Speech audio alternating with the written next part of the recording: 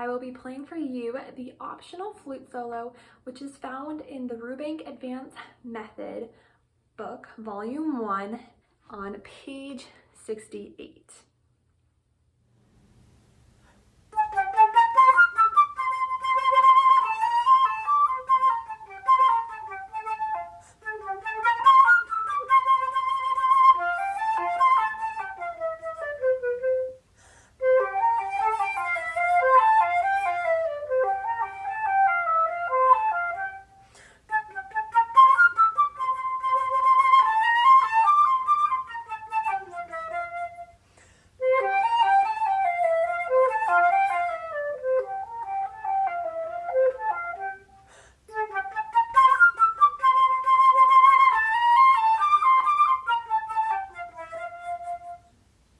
Some practice tips and strategies for the flute solo. First, I would sight read this through at a very slow tempo, making note of things that are going to be particularly challenging for you. And then, like I said earlier, I would circle these things. For me, what is challenging for me that I notice is the second measure, getting from that C to F very smoothly. That requires some lip motion, and it just is slurred jump, which are not particularly always the easiest on the flute. So how I would practice this, at first I go articulated,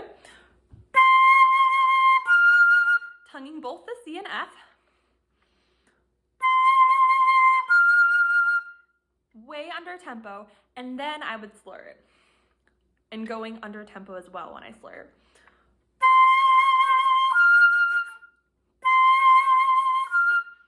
And then I'd gradually increase the tempo.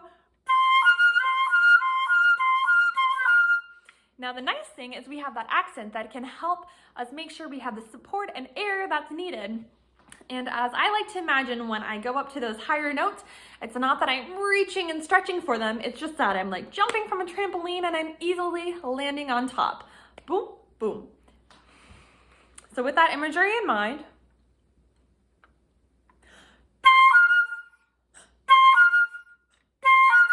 and that trampoline imagery really helps as that C is accented, so it's like boom, boom.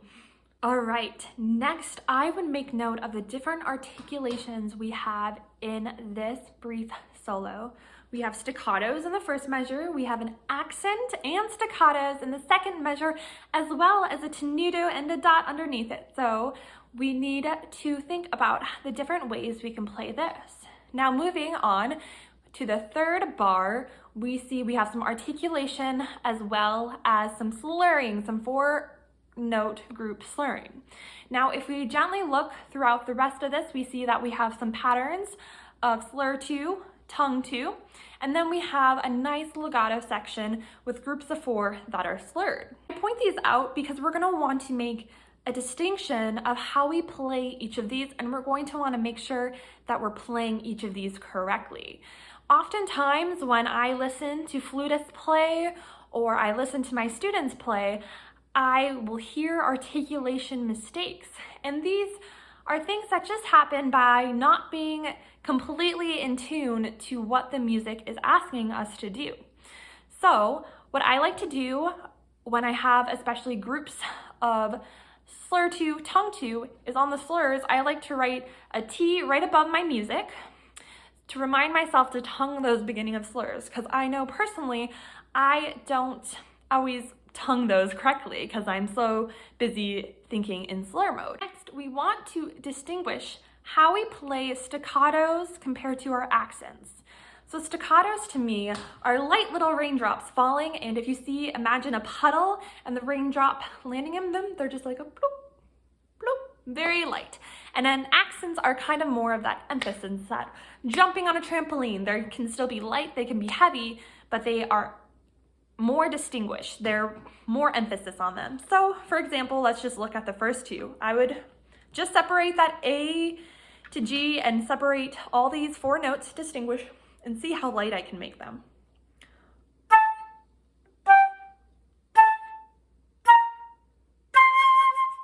And then end on that C, giving it a little more emphasis. By separating these all out, I'm training the muscles in my fingers as well as my face what I need to do to make these sound all like staccatos or like accents. So after I've spent some time isolating the notes by going super slow,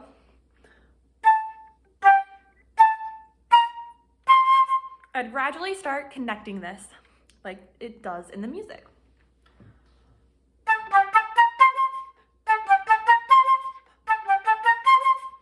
And then when I feel comfortable, I would add in the next bar.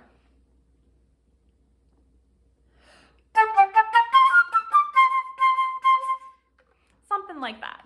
You can do it kind of at your own pace and at your own tempo. So, keeping in mind the process we just used to break down one measure and to practice a 2-measure chunk, I'd apply this to the whole etude. Practice, for example, the 3rd measure where you have some articulation and slurs, and practice going to the downbeat of the 4th measure where you have that accent, and then add those 2 measures together. Practice these small, manageable chunks so that way you can practice making the most out of those articulations. Another thing I would like to point out in this solo is that the range of dynamics that you have. It starts out as piano, as soft, light, then you have in the 3rd measure crescendos.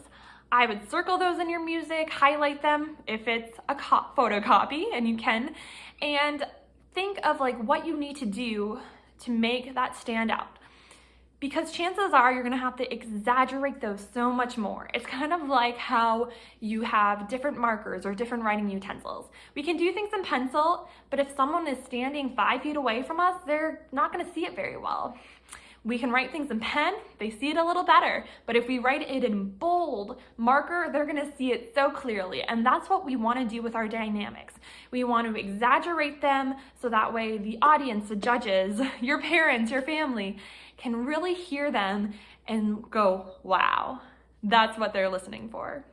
Now, playing soft on flute, I think, personally, is one of my struggles and is really hard. It requires a different kind of direction of air a little bit, and it requires our lips to be a little bit more forward. So how I was taught was if you put out your right hand facing you, your palm forward. I'll change here. So it's kind of like if you imagine Michigan, and it's like that mitten, and it's facing you. And then I just blow air directly at it, trying to hit my palm. And when I'm playing soft, I'm actually angling my air a little bit upwards, so towards the top of my fingers, towards the longest one. So just try that and see what you can do to angle that air both in the middle, to your wrist, to the top. Just experiment with that for a bit. For me, I change my lips. Sometimes my upper lip leads. It's more over my bottom lip when I'm blowing down towards my wrist. And sometimes it's more like my upper or my bottom lip is towards my fingers. Now we want to bring this air exercise to the flute.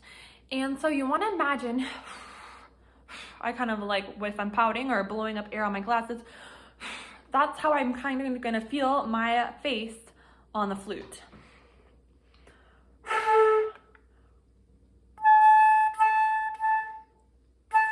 So my lower lip is leading and it's a little bit more, I'm a little bit more pouty.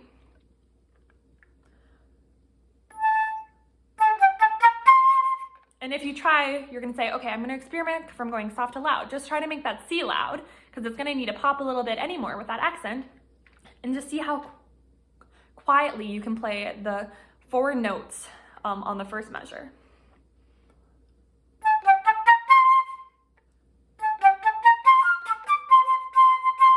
And you want to feel that lower lip kind of just leading a little bit more.